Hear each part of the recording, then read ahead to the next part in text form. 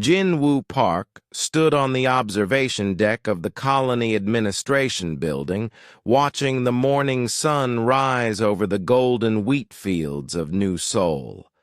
The sight never got old, even after 15 years of living on this distant world. The planet Kepler 442b had become home to 50,000 humans, who had worked hard to make the empty land into something beautiful.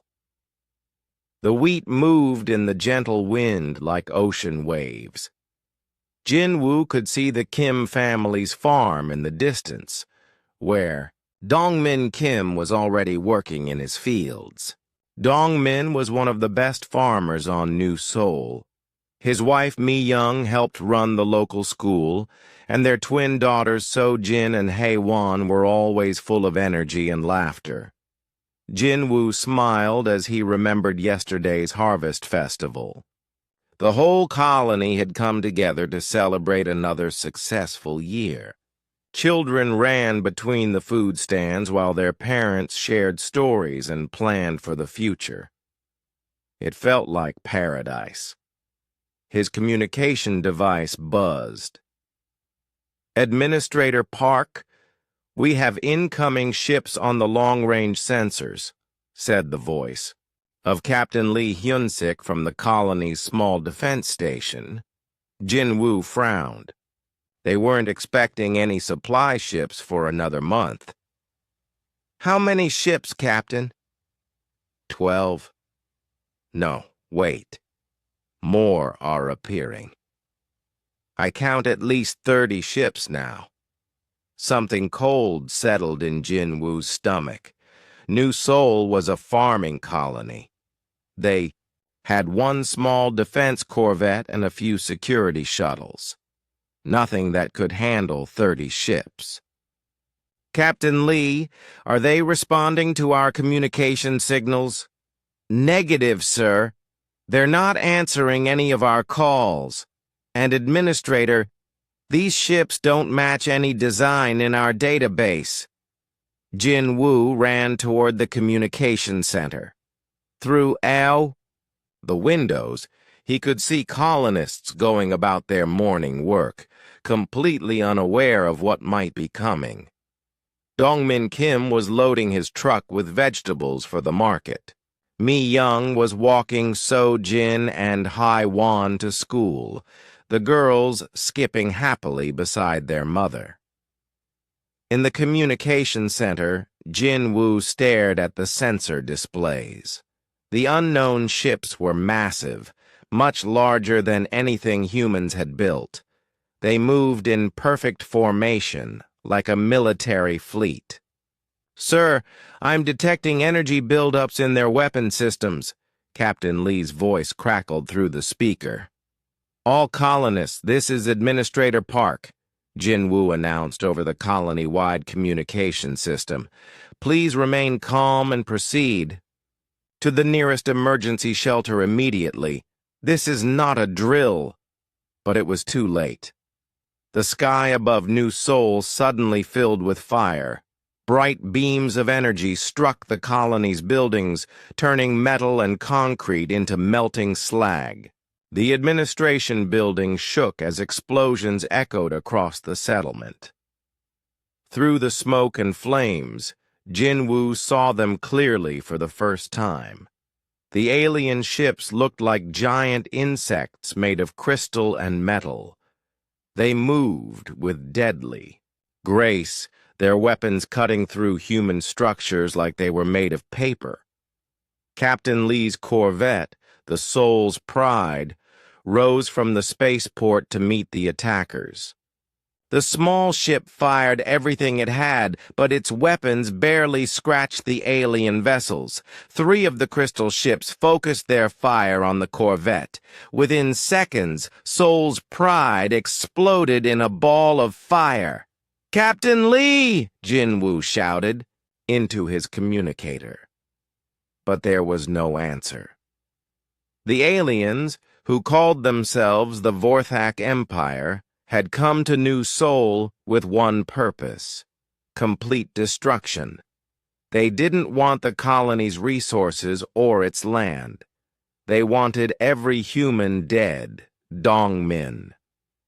Kim had loaded his family into their farm truck when the attack began. He drove as fast as he could toward the emergency shelters, but a Vorthak fighter spotted them. The alien craft swooped down like a hunting bird. Its weapons turned the truck into burning metal. Dong Min, Mi Young, So Jin, and Hai Wan died together, holding each other as the fire consumed them. All across New Seoul, similar scenes played out. The Vorthak didn't just attack military targets. They hunted families trying to escape. They destroyed schools full of children. They targeted hospitals where the sick and injured lay helpless. Yoon Ji-hai, an agricultural engineer, had been checking the irrigation systems in the eastern farms when the attack started. She hid in an underground maintenance tunnel and watched through a small window as Vorthak soldiers landed in the fields above. The aliens were tall and thin, with bodies that looked like they were made of living crystal. They moved on 4 legs like insects, but their upper bodies were almost human-like, with 2 arms ending in sharp claws. Their heads had multiple eyes that glowed with cold light. Ji-hee watched in horror as the Vorthak soldiers found a group of colonists hiding in a farm building. The humans came out with their hands raised, trying to surrender. The aliens killed them anyway, not quickly, but slowly, as if they enjoyed the suffering. One Vorthak soldier found a small human child who had been separated from her parents. The alien picked up the crying girl and seemed to study her for a moment. Then it simply threw her against a wall and walked away. Ji-hai covered her mouth to keep from screaming. These weren't soldiers fighting a war. These were monsters who killed for pleasure. The attack continued for hours.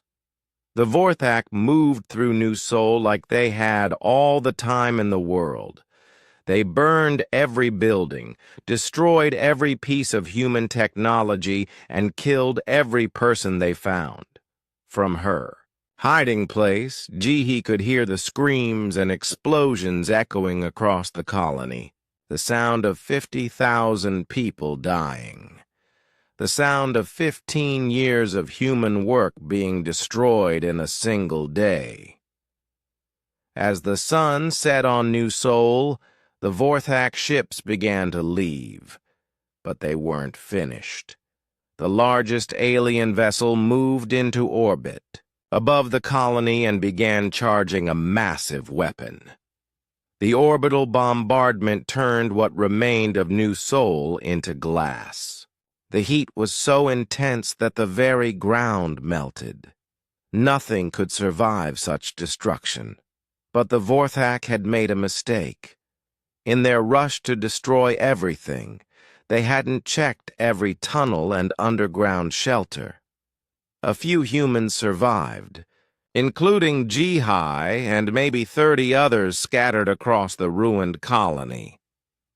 From her tunnel, Ji-hai watched the alien ships disappear into space. She waited until she was sure they were gone before emerging into what had been her home. New Seoul was gone. The buildings were melted slag. The beautiful wheat fields were burned dirt. The people she had known and loved were dead. The Kim family, Captain Lee, Administrator Park, and thousands of others had been murdered by aliens who saw humans as nothing more than insects to be stepped on. Ji-hai found a working emergency transmitter in the ruins of the spaceport. With shaking hands, she began recording a message to send to Earth. She had to tell them what happened. She had to make sure the rest of humanity knew that somewhere in the galaxy there were aliens who would kill human children for fun. As she spoke into the transmitter, Jihai made a promise to her dead friends. The Vorthak thought they had won. They thought humans were weak because the colonists couldn't fight back. But New Sol was a farming world, not a military base. The aliens had no idea what they had just started. 3 months after New Sol died, the merchant ship Golden Dream arrived at Earth Station Alpha with cargo that would change everything. Captain Wong had found the survivors floating in emergency pods near the ruins of the colony. Among them was Yoon Ji-hai, who carried recordings of the massacre. Admiral Kang Tae-min stood in the briefing room of Terran Defense Command, watching the recordings for the 3rd time. Each viewing made him angrier. The holographic display showed crystal-bodied aliens hunting human families like animals, children being thrown against walls, surrendering colonists shot down in cold blood. "How many confirmed dead?" Kang asked his aide. 49,712, sir. We found 38 survivors total." Kang closed his eyes. Nearly 50,000 humans murdered by aliens who seemed to enjoy the killing. The Vorthak Empire had sent a message, but they probably didn't realize what kind of message they had actually sent. "Sir, President Choi wants to address the nation in 1 hour," the aide said. Across the solar system on Mars Colony, Dr. Nam Soo-jin was studying the Vorthak body parts that survivors had managed to recover. The aliens were fascinating from a scientific point of view. Their crystal-like skin could absorb most forms of energy, making them nearly immune to laser weapons. Their internal structure was unlike anything in Earth's databases. But Soo-jin wasn't looking for scientific knowledge. She was looking for weaknesses. "Computer, run frequency analysis on the Vorthak crystal matrix," she ordered. The lab's main screen filled with data. Soo-jin smiled grimly as she found what she was looking for. The Vorthak's greatest strength was also their weakness. The crystals that made them so tough had a resonance frequency. Hit them with the right electromagnetic pulse, and their own bodies would tear themselves apart. President Choi Sang-ho prepared for the most difficult speech of his career. In 1 hour, he would tell the people of Earth that humanity was no longer alone in the universe. He would tell them about New Sol, and he would tell them what Earth planned to do about it. The president's advisors had suggested keeping the massacre secret to prevent panic. Choi had refused. The people of Earth deserved to know what had happened to their fellow humans. They deserved to know that somewhere in the dark between the stars, aliens had decided that human children made good target practice. In the shipyards of Europa, Fleet Admiral Ryu Jae-sung walked through the construction bays where humanity's true military might was taking shape. Most people thought Earth's Space Force was just a few patrol ships and exploration vessels. They were wrong. For 50 years, Earth had been secretly preparing for this day. The home fleet consisted of 200 warships built in hidden shipyards throughout the solar system. Each ship was designed for one purpose: killing aliens who threatened humanity. "Admiral, The president's speech begins in 10 minutes, his communications officer reported. Ryu nodded. After tonight, there would be no more secrets. The galaxy was about to learn what humans were really capable of. On Earth, in living rooms, and public squares, 2 billion people watched President Choi take the podium. His face was grim, his voice steady. "My fellow humans," he began. 3 months ago, we lost contact with New Sol Colony. Today I must tell you why. The recordings from New Sol played on screens around the world. People watched in horror as the Vorthax slaughtered farmers and children. Many viewers turned away, unable to watch, but they all heard the sounds. The screams, the laughter of aliens who enjoyed murder. 50,000 of our people are dead. President Choi continued. They died because an alien empire called the Vorthak decided that humans were too weak to matter. They thought we would accept this massacre and do nothing. The president paused, letting his words sink in. They were wrong. In the briefing rooms beneath the Pentagon, Engineer Bae Min-ho was explaining his latest weapons to a room full of military officers. Humanity had technologies that the Vorthak had never seen. While the aliens relied on energy weapons and brute force, humans had developed subtler tools. The cyber virus will spread through any Vorthak computer network, Bae explained. Once it takes hold, their navigation systems will turn their own ships against each other. They'll think they're shooting at us, but they'll be destroying themselves. Colonel Oh Sung-jun raised his hand. What about ground combat? My Marines need to know how to kill these things up close. Bai smiled coldly. Dr. Nam found their weakness. These electromagnetic grenades will disrupt their crystal structure. One grenade can kill a dozen Vorthak soldiers instantly. Oh nodded approvingly. His Death's Head battalion had been training for alien warfare for 20 years. Every Marine under his command was ready to avenge New Sol.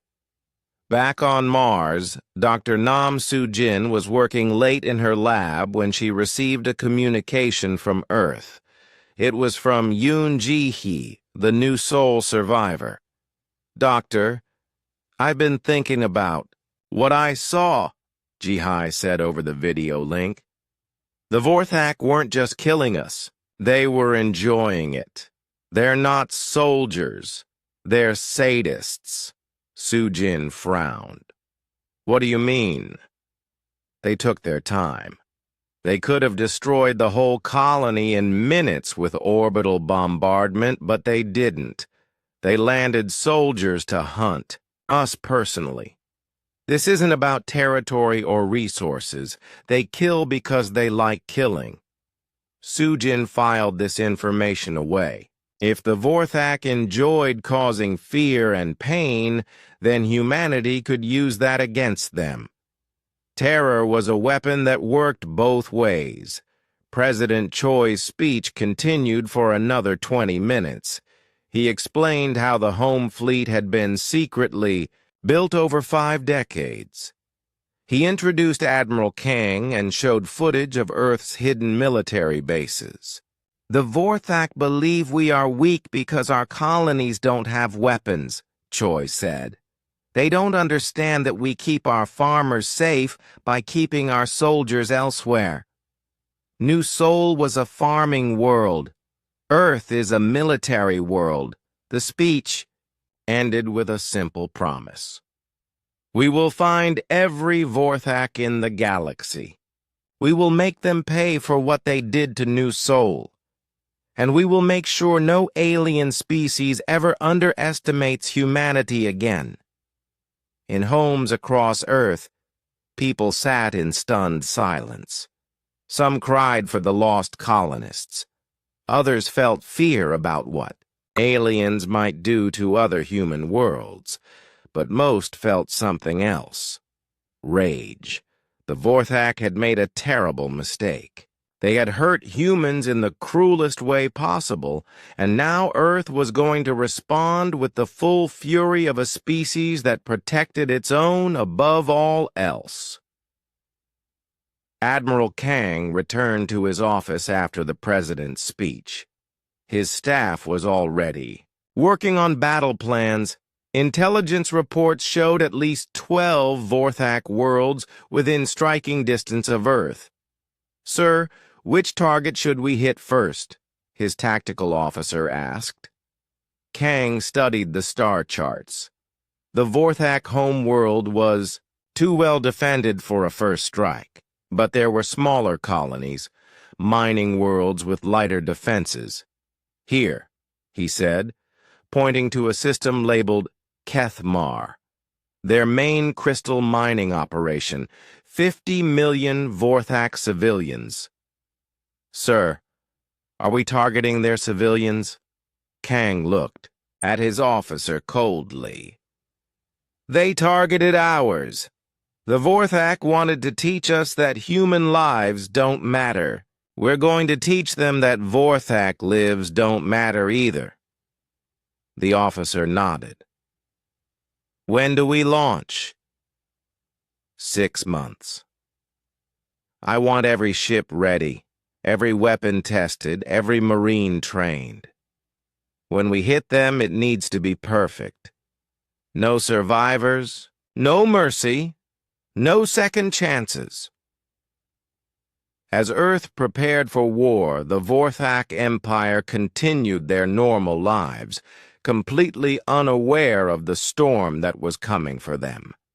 They had forgotten about the small farming colony they had destroyed. In their minds, it had been a minor raid against a weak species. They had no idea that they had just signed their own death warrant. 6 months after New Sol died, the first Terran expeditionary fleet launched from the hidden shipyards of Europa. Unlike the peaceful farmers of New Sol, these were humanity's apex predators, 200 warships filled with soldiers who had trained their entire lives for this moment. Colonel Oh Seung-jun stood in the launch bay of the battleship Vengeance, watching his Marines load their gear. These weren't ordinary soldiers. Death's Head Battalion was made up of veterans from every major conflict in human history. Each Marine had killed before, and they were ready to kill again. "Sergeant Park, status report," Oh called out. "Sergeant." Park Yoo-jin looked up from the electromagnetic grenade she was checking. Park had lost her brother's family on New Sol. Her 3-year-old niece had been among the children the Vorthak killed for sport. "All weapons checked and ready, sir. The new alien killer rounds are loaded in every rifle." Corporal Lim Dong-ho was cleaning his sniper rifle nearby. Lim held the record for long-distance kills in the corporate wars, with 200 confirmed.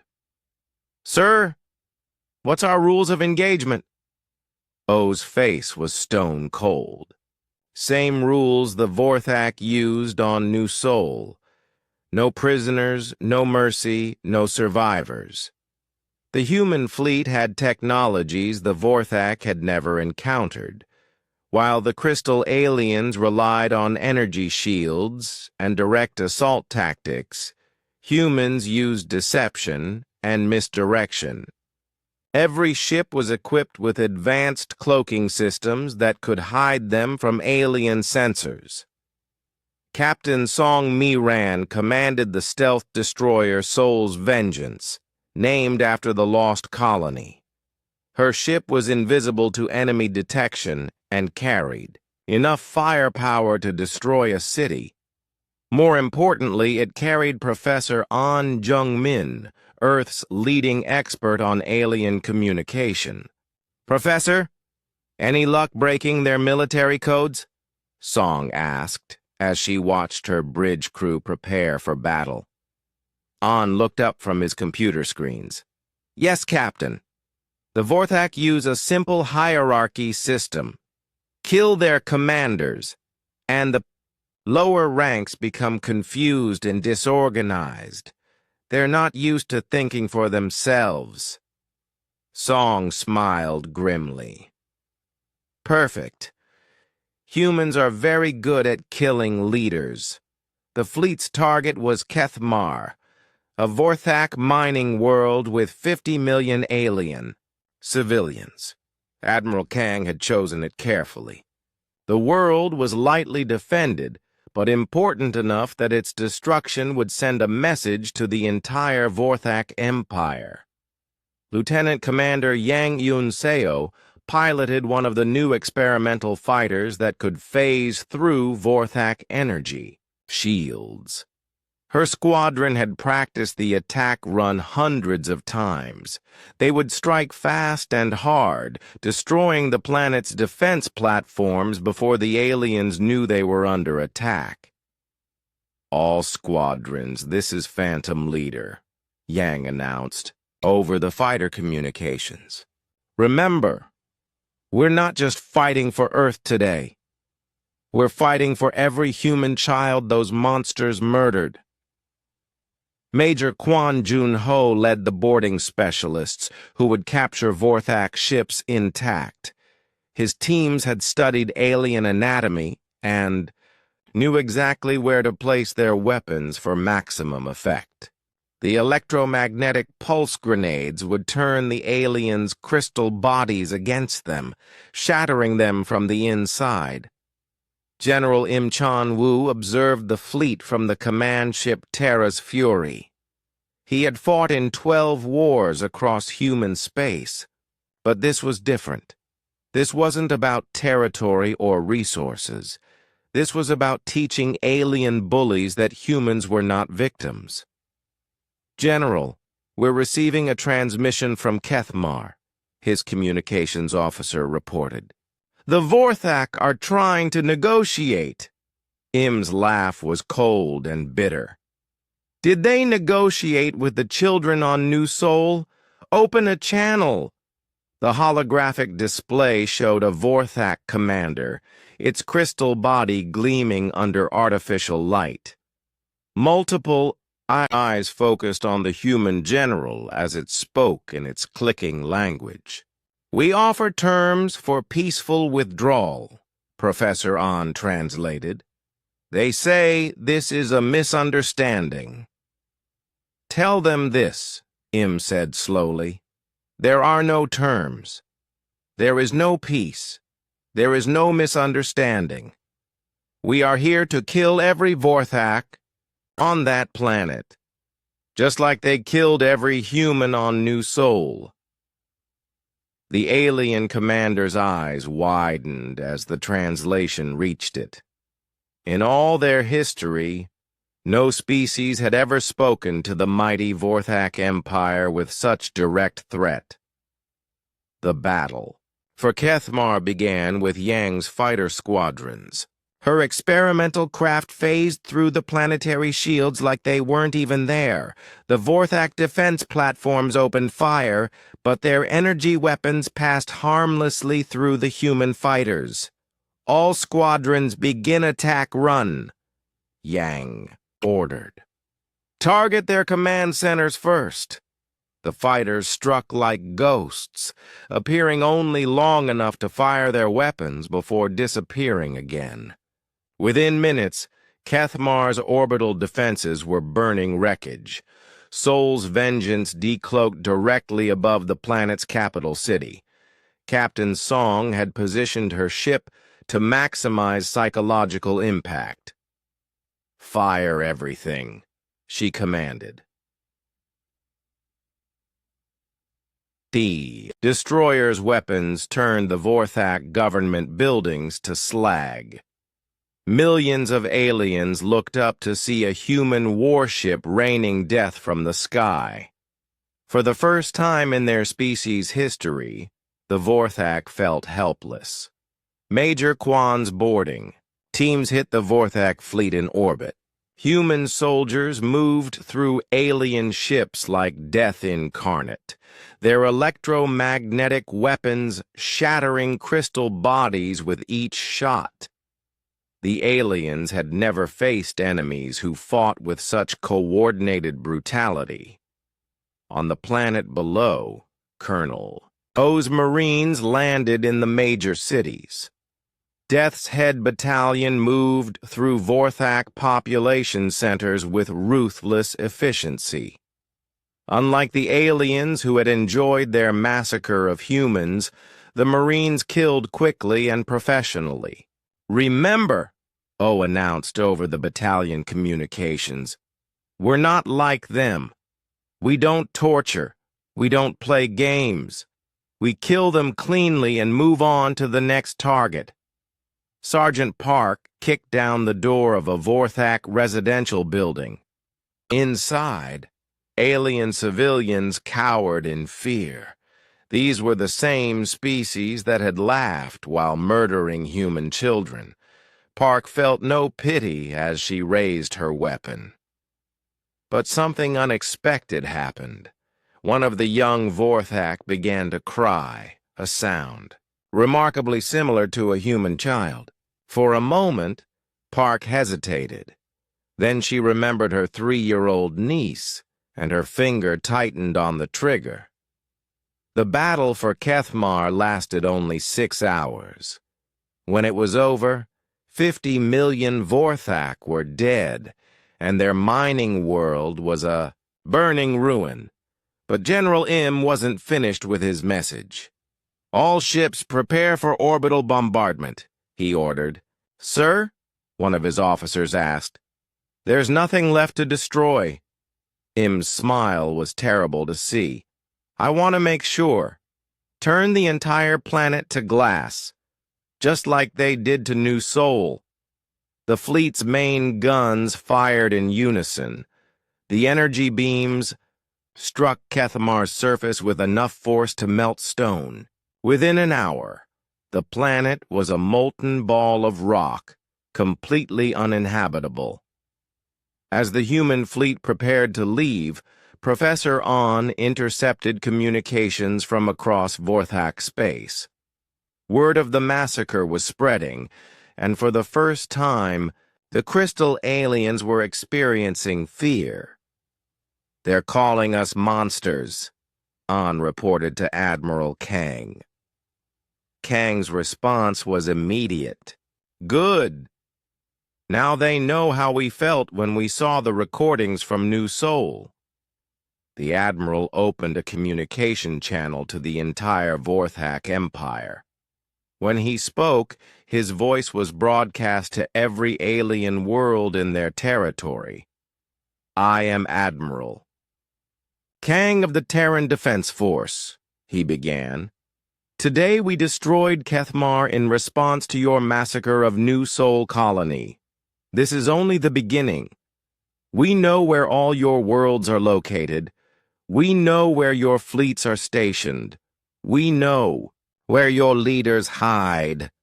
The Admiral paused, letting his words sink in across alien space. "You thought humans were weak because our farmers couldn't fight back. You forgot that we keep our farmers safe by keeping our soldiers elsewhere. You wanted to teach us that human lives don't matter. We're going to teach you that Vorthak lives don't matter either." As the human fleet jumped to hyperlight and disappeared, the Vorthak Empire began to understand the magnitude of their mistake. They had attacked what they thought was a helpless farming colony. Instead, they had kicked a sleeping tiger, and now the tiger was awake, angry, and hunting. Across Vorthak space, military commanders scrambled to prepare defenses for worlds that had never known war, but deep down, they all knew the truth. Humans weren't coming to conquer territory or steal resources. They were coming to kill every Vorthak in the galaxy, one world at a time. The destruction of Kethmar sent shockwaves across the galaxy. For the first time in their 1,000-year history, the Vorthak Empire faced an enemy that fought with the same ruthless efficiency they had once used on others. But the humans were just getting started. Agent Ko Minji had spent 3 months infiltrating Vorthak space using a captured alien transport. Her mission was simple: gather intelligence on enemy positions and prepare for humanity's next strikes. What she discovered would change the entire war. The Vorthak Empire wasn't just one species. They ruled over dozens of alien races who served as slaves and servants. Many of these client species hated their crystal masters, but had never dared to rebel. The humans' brutal display of power at Kethmar had given them hope. "Command, this is Agent Ko," she transmitted from a hidden base on the border world of Nexus Prime. "The Vorthak client species are ready to turn against their masters. They want protection in exchange for intelligence." Back on Earth, Dr. Shin Hyojun was working on a different kind of weapon. As humanity's leading expert on alien psychology, he had developed what he called mimetic warfare. Ideas designed to spread fear and panic through enemy communications. "The Vorthak have a rigid hierarchy," Shin explained to the military council. "They depend on their commanders for orders. If we can make the lower ranks afraid of their leaders, their entire society will collapse from within." Admiral Kang approved both operations. While Agent KO worked to turn the client species against their Vorthak masters, Dr. Shin began broadcasting his psychological weapons throughout alien space. The next human target was Veltar, a Vorthak military academy world where the aliens trained their future officers. General Im Chan-woo had chosen it specifically because of its symbolic importance. If they could destroy the place where Vorthak leaders were born, they could break the enemy's spirit. Colonel Oh Sung-jun studied the intelligence reports as his transport ship approached Veltar. The planet had heavy defenses and was protected by 3 full Vorthak battle fleets. Under normal circumstances, it would be impossible to take. But humans didn't fight normal wars. Captain Song Mi-ran's Soul's Vengeance had been upgraded with new cloaking technology that made it completely invisible to Vorthak sensors. Her mission was to penetrate the enemy fleet and plant cyber viruses in their command ships. "Professor An, are the viruses ready?" Song asked as her ship slipped silently between the massive Vorthak vessels. An smiled from his position at the computer station. "Yes, Captain. Engineer Bay's latest creation will turn their own navigation systems against them. Their ships will think they're shooting at us, but they'll be firing at each other." The virus upload began as Soul's Vengeance docked with the Vorthak flagship. Human infiltration specialists, led by Specialist Hong Yeon-ju, crept through the alien ship's corridors, placing the digital weapons in key computer systems. Hong had been trained for this mission since childhood. She knew every detail of Vorthak ship design, every weakness in their security systems. As she worked, she thought about the human children who had died on New Seoul. Each virus she planted was revenge for their deaths. Meanwhile, Lieutenant Commander Yang Yun-seo's fighter squadron was preparing for the most dangerous mission of the war. They would attack the Vorthak Academy directly, killing the future leaders of the enemy empire before they could graduate. "Remember," Yang told her pilots, These aren't civilians. These are the aliens who would have grown up to lead raids like the one on New Sol. We're saving human lives by ending theirs. The attack began when Engineer Bay's virus activated throughout the Vorthak fleet. Suddenly, alien ships turned their weapons on each other, their computer systems convinced they were under attack by the vessels next to them. "What's happening?" the Vorthak fleet commander demanded as his ships began destroying each other. His officers had no answer. They had never seen anything like this technological sabotage. In their confusion, they failed to notice the human fleet approaching from hyperlight. General Im's assault force dropped out of hyperlight directly above Veltar. 200 human warships appeared where empty space had been moments before. The surprised Vorthak defenders barely had time to raise shields before the bombardment began. Yang's fighters struck the Academy complex with precision strikes. Her experimental craft phased through the planetary shields and hit the training facilities where young Vorthak officers were learning to command starships. "This is for New Sol," Yang whispered, as she fired her weapons into a classroom full of alien cadets. On the ground, Colonel O's Marines landed in the Academy City. Death's Head Battalion moved through the streets with mechanical efficiency, their electromagnetic weapons shattering crystal bodies with every shot. Sergeant Park Yu-jin led her squad through the Academy's main building. In one room, she found Vorthak instructors teaching alien students about human colonies and how to raid them effectively. On the walls were pictures of New Sol before the massacre, marked with tactical notes about the best ways to kill civilians. Park's vision went red with rage. These monsters weren't just training to be soldiers, they were training to be murderers. She activated her weapon's full power setting and began firing. The battle for Veltar was different from Kethmar. The Vorthak fought harder, more desperately, because they understood what human victory would mean. But desperation couldn't overcome superior tactics and technology. Major Kwon Jun-ho's boarding specialists captured several Vorthak command ships intact. In the computer systems, they found detailed records of the New Sol attack, including personal logs from the alien officers who had participated. "Listen to this," Kwon reported to Colonel O over the communication system.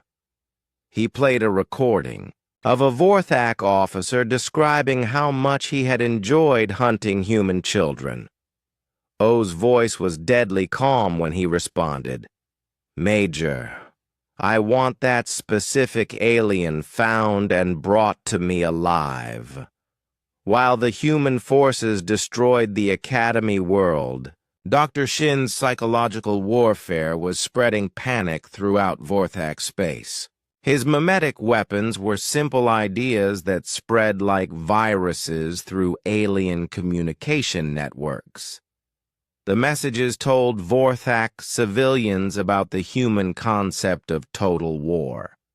They explained how humans would hunt down every alien who had participated in the New Sol massacre. They described the human military doctrine of proportional response.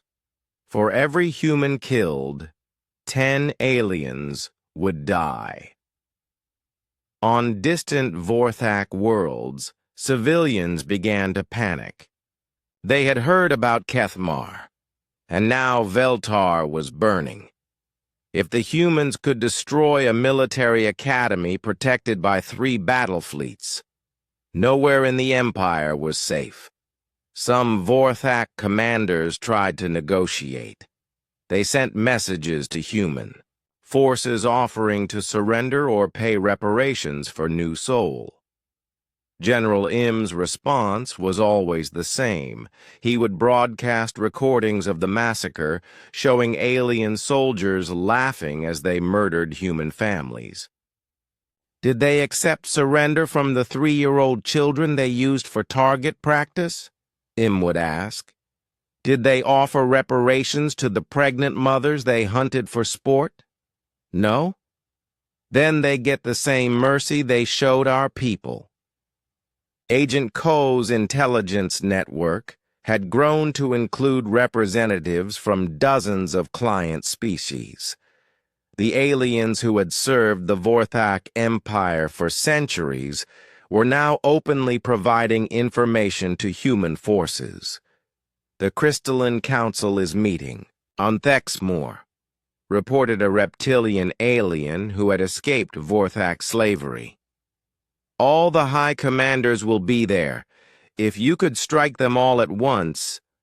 Ko smiled. The client species had good reason to hate their former masters. Many of them had watched their own worlds burned by Vorthak fleets. Now they had a chance for revenge.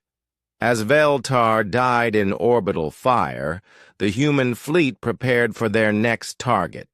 But this time, they wouldn't be attacking a single world. Agent Ko's intelligence had revealed the location of the Vorthak Empire's Leadership Council. One strike could decapitate the entire alien government. Admiral Kang studied the tactical displays, showing Thexmoor the Vorthak capital world. It was the most heavily defended planet in alien space, protected by orbital platforms, defense fleets, and planetary shields. Sir, it's going to be a difficult assault, his tactical officer warned. Kang's smile was cold. Good. I want them to. Throw everything they have at us. When we destroy their best defenses and kill their leaders in their most secure location, every alien in the galaxy will understand that nowhere is safe from human vengeance. The message was spreading across Vorthak space through Dr. Shin's psychological warfare network. The humans weren't trying to conquer the alien empire. They were trying to erase it completely, one world at a time. And after what had happened to New Sol, they had all the justification they needed. 1 year after New Sol died, the human fleet reached the Vorthak home system. But Admiral Kang didn't order an immediate attack. Instead, he implemented Protocol 7, a siege designed to create maximum psychological terror before the final assault. The Vorthak capital world of Thexmoor was the crown jewel of their empire. 60 billion aliens lived on the planet's crystal cities, protected by the most advanced defenses in their space. They had never known fear because no enemy had ever come this close to their home. That was about to change. Captain No Sung Min commanded the battleship New Sol's Revenge, positioned at the edge of the system where every Vorthak could see it. His orders were simple. Destroy any ship trying to leave the system. No one gets out alive. Sir, we have 3 civilian transports attempting to flee the system, his tactical officer reported. No's face showed no emotion. Destroy them. The human weapons turned the fleeing ships into expanding clouds of debris. On Thexmoor, billions of Vorthak watched their escape routes being sealed off. For the first time in their species' history, they were trapped. Commander Cho Hyejin's destroyer squadron had surrounded the outer planets of the system. Her ships moved in perfect formation, their weapons trained on any Vorthak vessel that tried to run. The aliens who had once hunted human families for sport were now the ones being hunted. Intelligence Officer Moon Jae-won was coordinating with Yoon Ji-hee, the new Soul survivor who had become a symbol of human vengeance.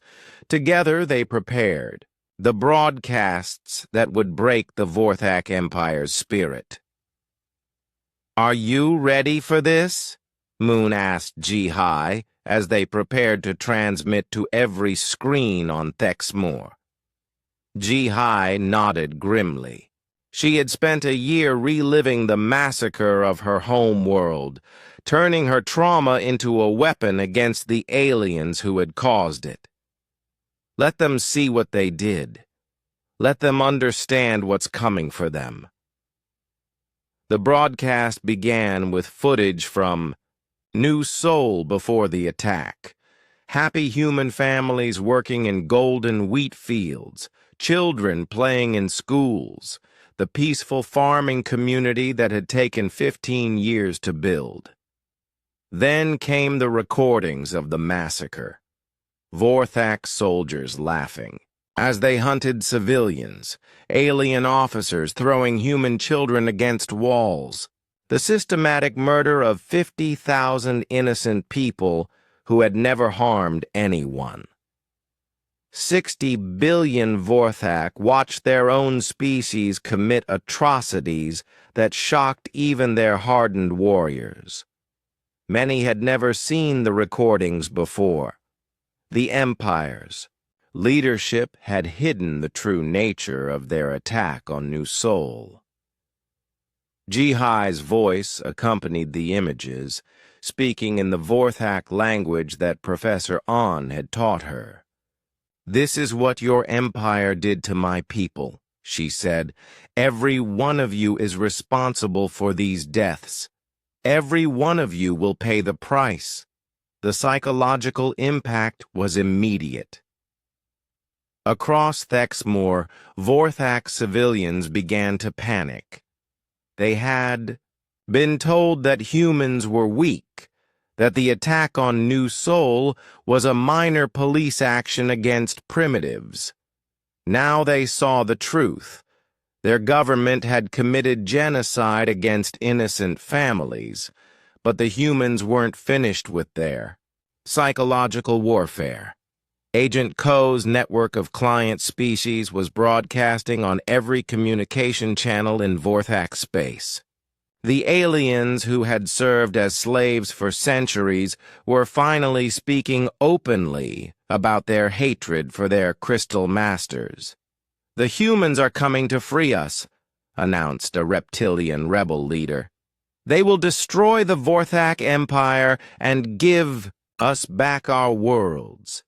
Join them, and you will be free. Fight them, and you will burn with your masters." Throughout the Empire, client species began open rebellion. Worlds that had been forced to serve the Vorthak for generations suddenly declared independence. The crystal aliens found themselves fighting wars on dozens of fronts as their former slaves turned against them. Diplomatic envoy Lee So-young was negotiating with these rebel species, offering them protection in exchange for intelligence about Vorthak military positions. The aliens were eager to help, providing detailed information about defense systems and troop movements. "The Vorthak Empire is collapsing from within," Lee reported to Admiral Kang. "Their client species are abandoning them.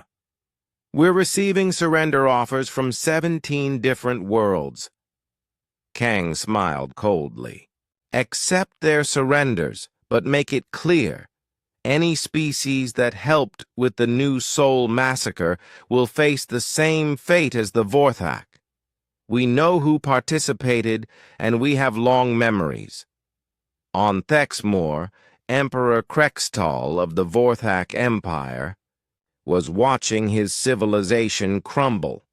His military advisors brought him reports of human fleets destroying Vorthak colonies throughout the galaxy. His diplomatic corps had tried everything to negotiate a peace, but the humans refused all offers. "Your Majesty," his chief advisor said, "perhaps we should consider evacuation of the leadership to a secure location." Krextal's multiple eyes focused on the tactical display showing human ships surrounding his home world. "Where would we go? They have found every Vorthak world in the galaxy. There is nowhere to run." The Emperor had finally understood the magnitude of his species' mistake. The attack on New Sol hadn't been a demonstration of Vorthak power. It had been a declaration of war against a species that never forgot and never forgave. Colonel Oh Song-jun was preparing his Marines for the final assault on Thex Moor.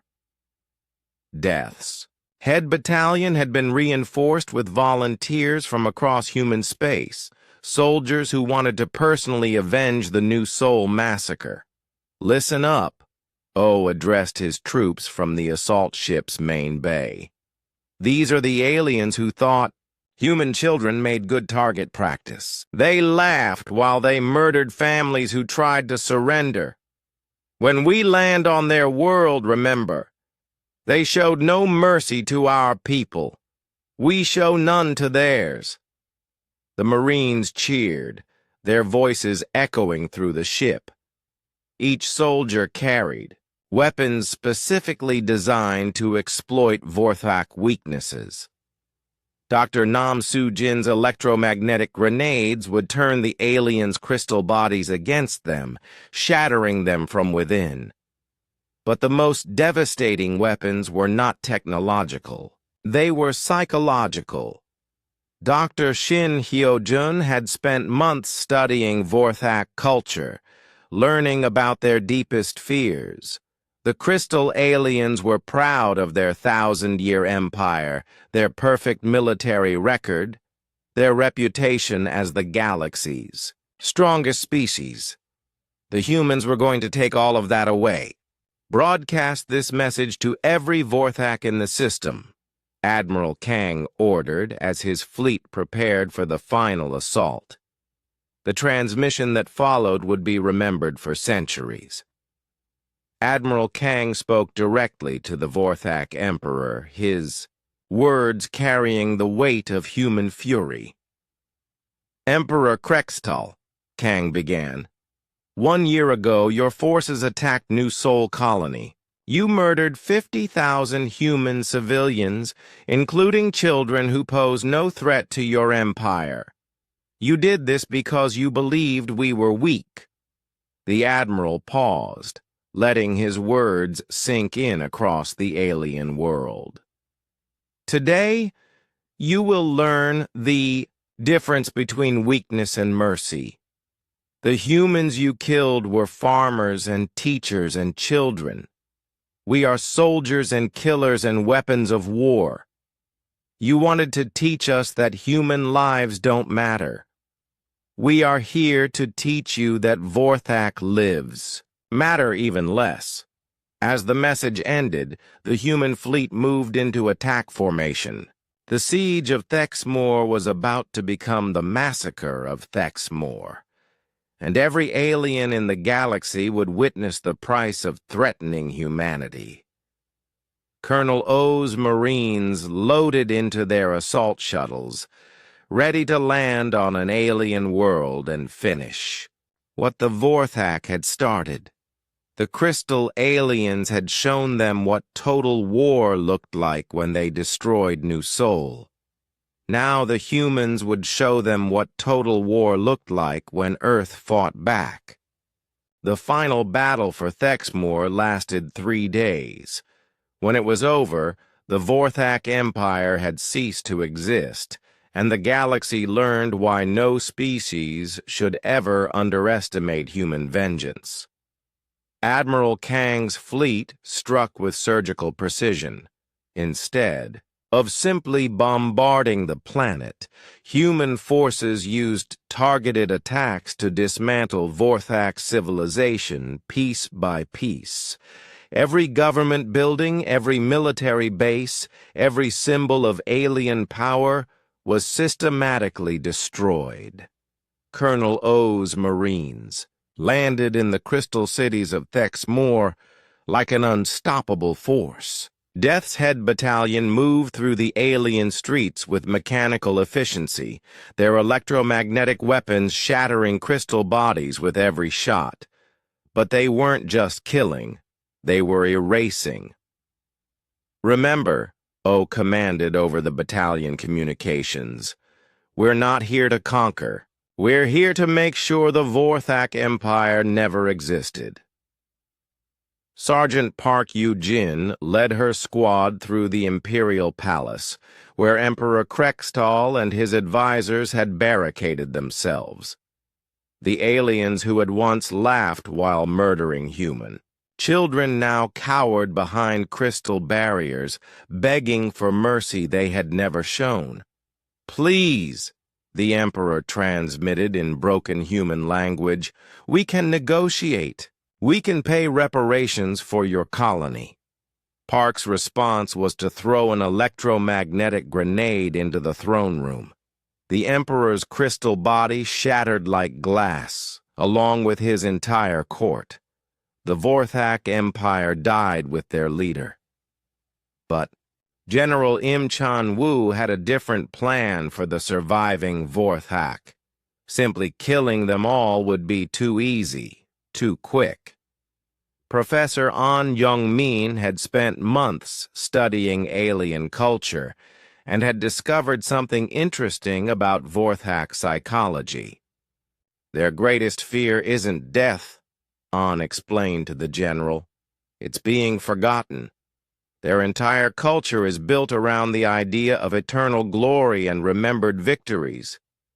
They would rather die than be erased from history. Im smiled coldly. Then that's exactly what we'll do to them. The human forces began the systematic destruction of every Vorthak cultural artifact, every historical record, every monument to their 1,000-year empire. Libraries were burned, museums were demolished, and art galleries were turned to rubble. Captain Song Mi-ran's Soul's Vengeance led a squadron of ships to the Vorthak homeworld's moon, where the aliens had built their greatest monument, a crystal spire that reached into space, commemorating their military victories.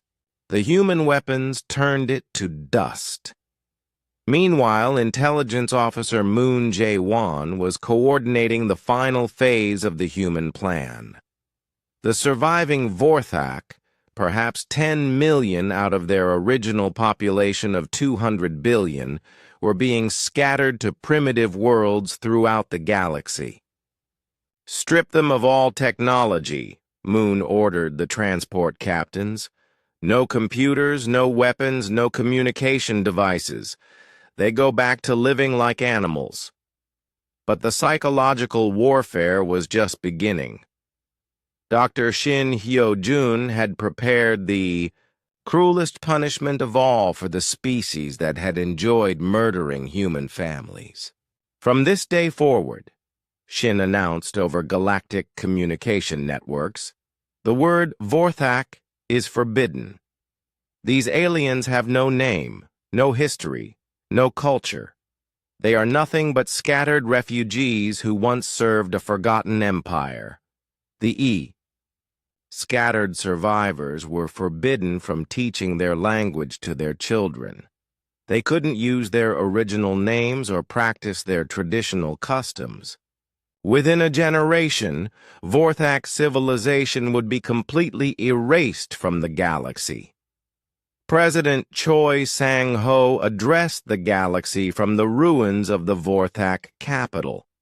Behind him, crystal cities burned as human forces completed their work of erasure. "Let this be a lesson to every species in the galaxy," Choi declared. "New Seoul was a farming colony. Our military worlds are still out there waiting. Any alien race that harms human civilians will face the same fate as the empire that once ruled here. The president gestured to the burning ruins around him. We will find you. We will hunt you across any distance and through any amount of time. And when we catch you, we will not just kill you. We will erase you from history itself. The message was heard on 10,000 worlds throughout the galaxy. Alien species that had never heard of humans suddenly began implementing new policies. Never attack human civilians, never threaten human colonies, never underestimate the species that had just erased a 1,000-year empire in less than 2 years. Yoon Ji-Hai stood in the memorial garden she had planted on the rebuilt New Seoul. The colony was no longer just a farming world.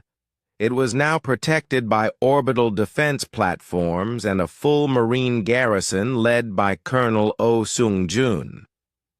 The garden was beautiful, filled with flowers from Earth and vegetables that the original colonists had grown.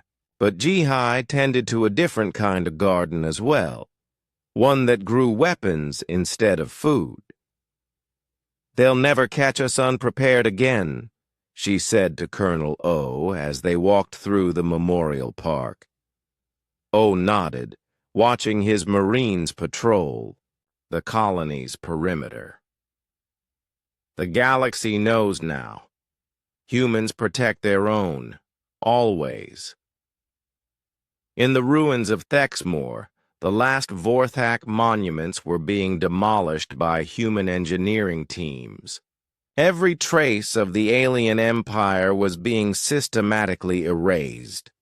Future archaeologists would find nothing but empty ruins with no identification, no context, no memory of what had once stood there.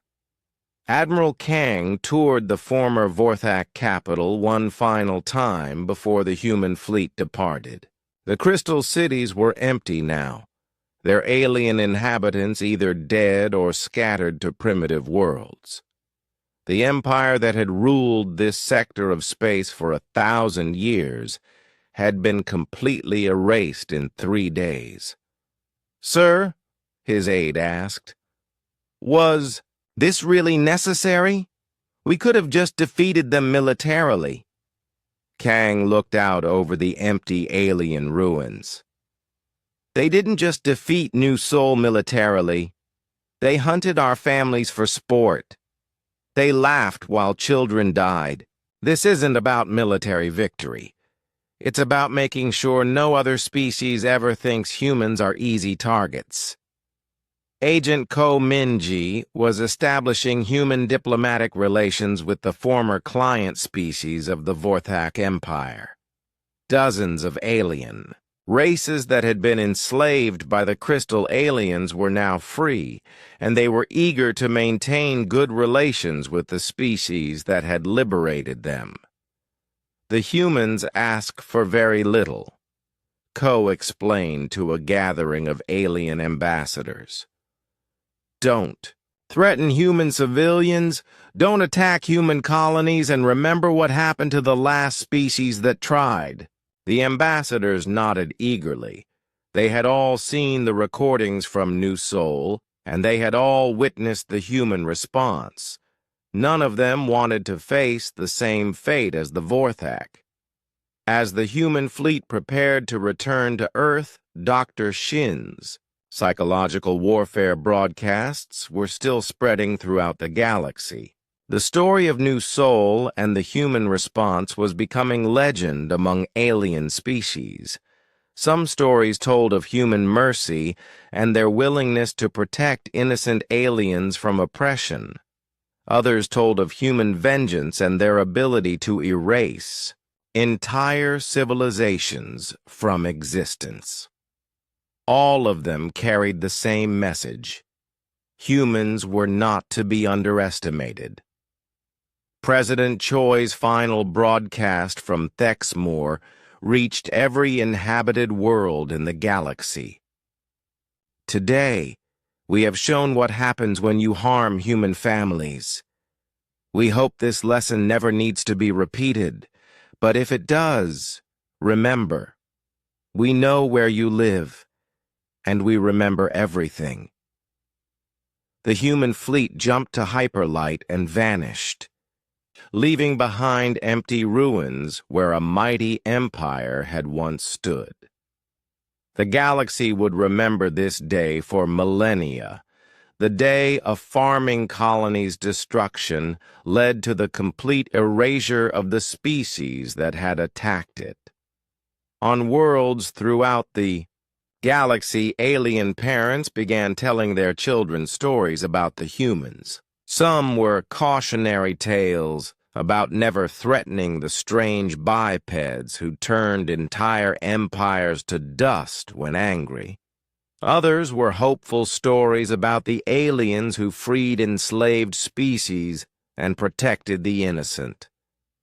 But all the stories carried the same lesson.